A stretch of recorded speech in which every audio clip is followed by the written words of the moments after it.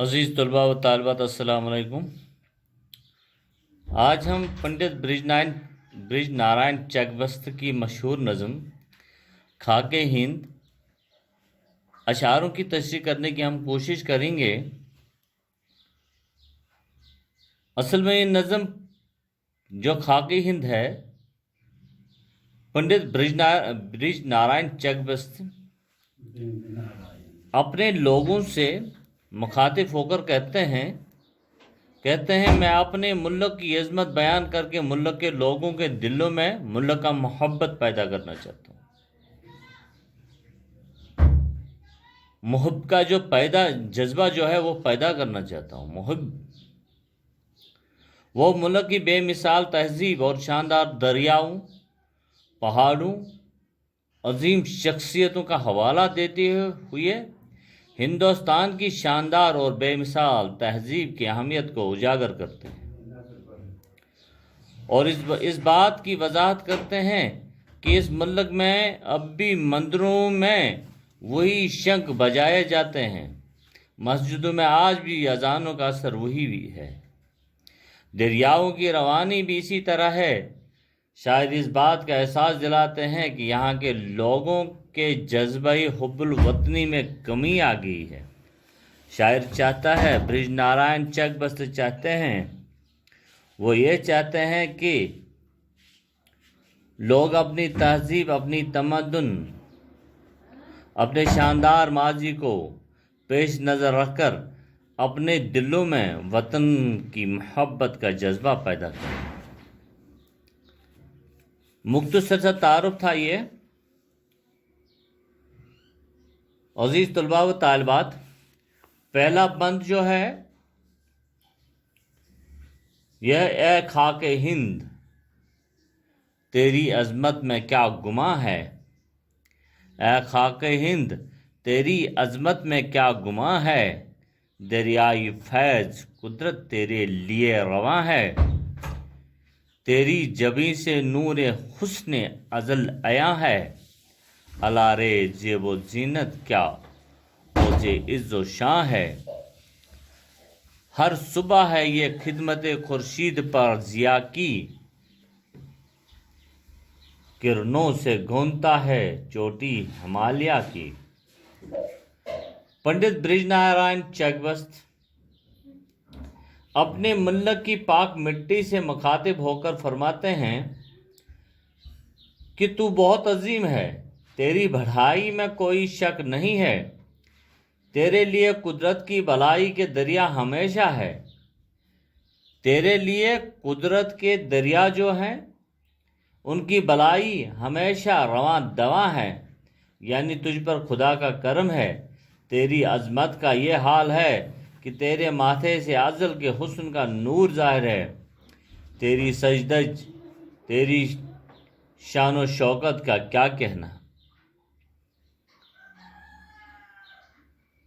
دوسرا بند یہ ہے، اس خاک دل نشیں کے چشمے ہوئے وہ جاری، اس خاک دل نشیں کے چشمے ہوئے وہ جاری، چین و عرب میں جن سے ہوتی تھی آب یاری، سارے جہاں پہ چپ تھا وحشت کا ابر طاری، چشم و چراغ عالم تھی سرزمیں ہماری، شمع ادب نہ تھی جو یونان کی انجمن میں، تاباں تھا مہر دانش اس وادی کہن میں۔ چکبست فرماتے ہیں کیا ان کا خیال ہے اس ملک کی مٹی سے ایسے دریا نکلے ہیں جنہوں نے چین اور عرب کو سیراب کیا۔ مراد یہ کہ ساری دنیا پر جہالت کے بادل چھائے ہوئے تھے، یہ ملک اس وقت سے ہی دنیا کو روشنی اور اجالا دیتا تھا جب یونان کی محفلوں میں ابھی علم و ادب کی شمع روشن نہیں ہوئی تھی۔ اس وقت یہ ملک عقل اور حکمت کے سورج سے چمک رہا تھا۔ بھارت دنیا کی قدیم تہذیب ہے اور یہ اس وقت علم و ہنر کا گہوارہ تھا جب باقی دنیا ابھی جہالت کے اندھیرے میں ڈوبی ہوئی تھی۔ تیسرا بند،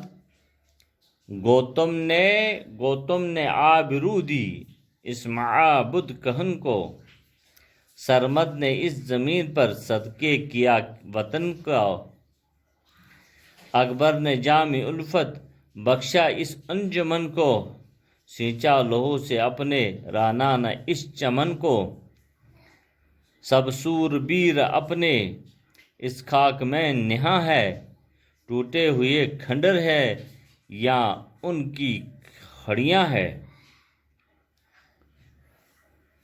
کیونکہ آپ سبھی بچے جانتے ہیں کہ بھارت ملک جو ہے وہ ایک پرانی عبادت گاہ ہے۔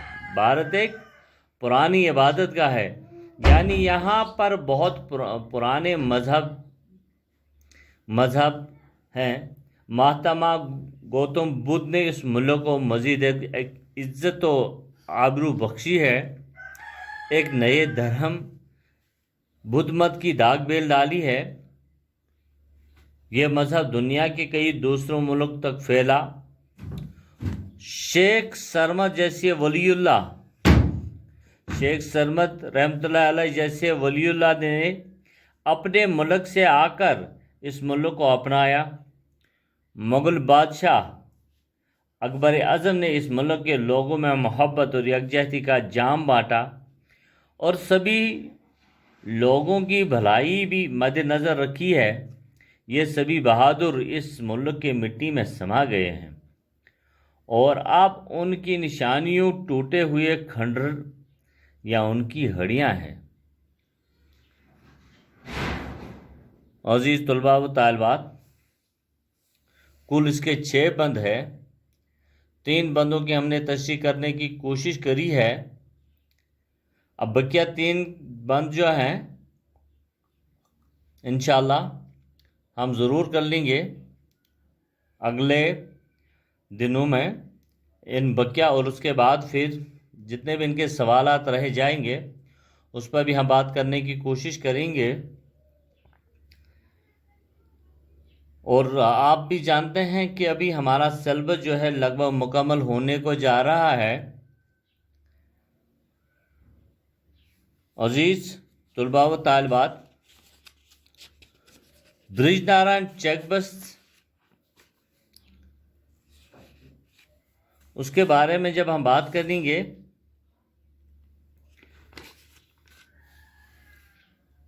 برج نارائن اس کا نام تھا، اور چک بست تخلص یہ فیض آباد میں 1882 عیسوی میں پیدا ہوئے۔ ابتدائی تعلیم لکھنؤ میں حاصل کی اور یہاں کے ایک مقامی گورنمنٹ کالج سے BA کی ڈگری حاصل کری ہے۔ وکالت کا امتحان پاس لکھنؤ سے کیا ہے۔ بچپن سے ہی شاعری کا شوق تھا، اور پھر 1926 عیسوی میں جب آپ ایک مقدمے کے سلسلے میں بریلوی آئے تھے تو وہاں پر فالج کا حملہ ہوا اور آپ انتقال فرما گئے ہیں۔ مختصر سا تعارف یہ تھا۔ اب بچوں، تب تک کے لیے اجازت، اللہ حافظ۔